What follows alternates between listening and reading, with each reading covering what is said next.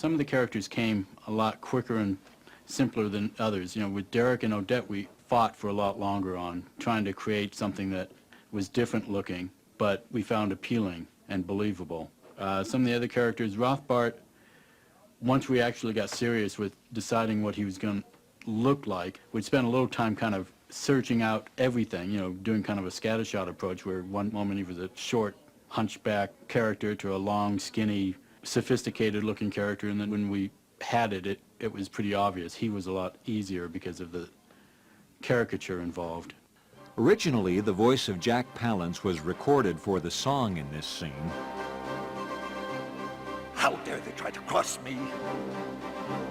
How dare they try to wreck my plan?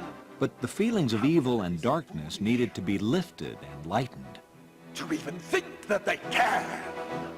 After years of careful planning, now I must alter my course. Composer Lex de Azevedo and lyricist David Zippel had the idea for the song, No More Mr. Nice Guy. After looking everywhere for the right performer, producers Rick Rich and Jared Brown agreed that Lex should sing his own song. Rick, that was just a demo. I never intended to sing the final version. I agree, Lex. But we haven't been able to find anyone to match your performance on your demo. Hey, you were born for this. Now, come on, give us a performance. Okay, here we go. Up till now, I've pulled my punches. I intend to eat their lunches. No more Mr. Nice Guy, not for me. The mood was lifted, humor was added, and the song gave a wonderful opportunity to use fun visuals of Rothbart's bad guy antics that were transported from night by his magic to broad daylight. No, sirree! It worked with the character perfectly. Well, Rick and I agreed from the very start that the music of this film was absolutely critical. So we had Lex continue writing and recording until both of us could agree that it was exactly right. The hardest number we worked on was a love ballad, and Lex wrote song after song, but we just felt that nothing was equaling the miracles of love from the animated stories of the New Testament.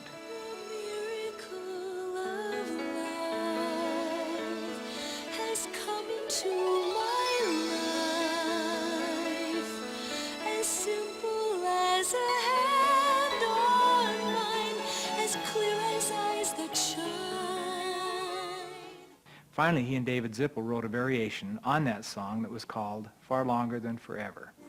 As soon as we heard it, we knew that they finally had it exactly right. I'll hold you in my heart. It's almost like you're here with me, although we're far apart. Far longer than forever, as constant as a star. I close my eyes and I am where you are. And of course, a lot of other people agreed with us because at the Golden Globe Awards, it was one of only 5 songs that was nominated for the year. Far Longer Than Forever from the Swan Princess. Music by Lex de Azevedo and lyrics by David Zippel.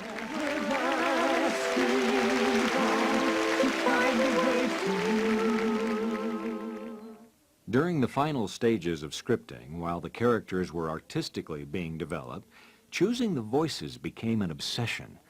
After searching through lists of hundreds of known actors and actresses, auditioning began to find the perfect matches between the designed characters and voices. It's a pleasure, Lieutenant Puffin. I'm Odette, Princess Odette. 52 out of 52. Well done, Derek. What have I done to you? Forgive me, Odette. Forgive me. How I'd like to run. This isn't my idea of fun.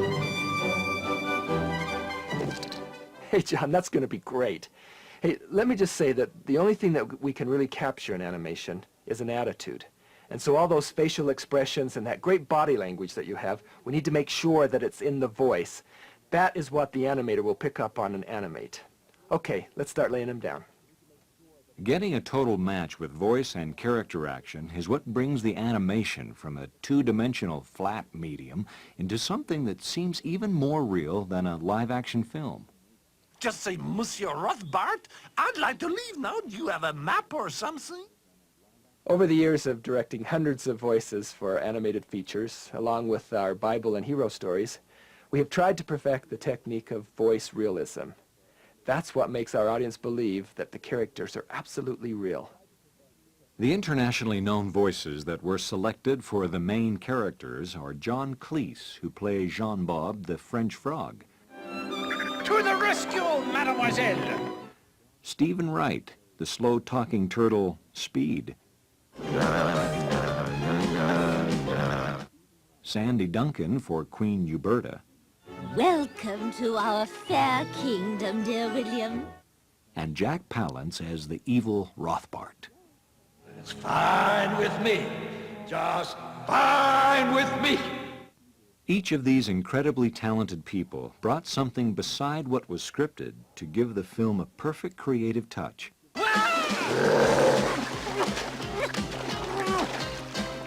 Now, I know some of you, including my son Derek, just abhor beauty pageants, but having been a puff-puff girl myself way back in 39, well, I just couldn't resist.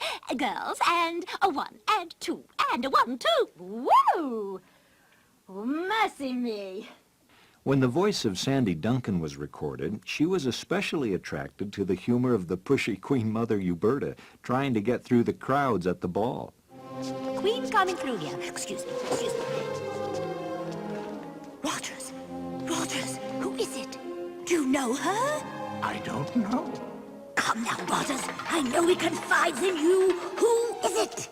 This line was an excellent example of John Cleese's wonderful sense of on-the-spot wit that was added. Remember, if anything happens to her, I'll have you whipped, flogged, put on the rack, and then have your back legs fried in butter. Stephen Wright's deadpan humor stole the show with the slow-talking turtle Speed. Would you like a kiss too, Speed? Nah. I'm happy as a turtle. Hurry quickly. Easy for you to say. Ouch. His slow timing against the staccato pay Jean-Bob made a perfect contrast for his self-confident, humorous, yet wise character. I think I pulled a muscle. I'm gonna die. I know it. I'm on a dangerous mission with a lame turtle. You're gonna get us all killed. When we recorded Jack Palance, we were all amazed. You know, when we started the filming session, it was done for promotional purposes, but as he got into that character, it was absolutely unbelievable to watch his facial expressions.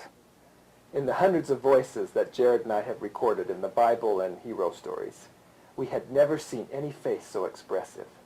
In fact, I had never seen anything like it in my entire career. We took these scenes and actually captured many of Jack's expressions photographically for the artist to use to bring Rothbart's character to life. Went and pledged your love to another. I made a vow of everlasting love. You made a vow, all right. A vow of everlasting death.